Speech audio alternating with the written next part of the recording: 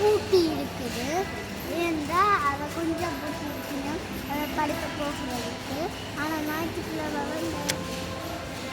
ஞாயிற்றுக்கிழமை வென்ற வழியில் பூட்டி இருக்கீங்க. ஓகே, இதுதான் டிராஃபிக் பாக் வசதி. எனக்கு இது வேண்டாம், எல்லாருக்கும் வேண்டாம். அவரோட தண்ணி ஆக்கி குடிக்கிறது காஃபி கடையில். மாமா இந்த கடையும் எல்லா கடையும் இருக்குது. நான் ஓப்பன் பாடினோட சில அழகாக சொல்லுவேன். நான் இன்னும் நாளைக்கு செய்கிறேன்.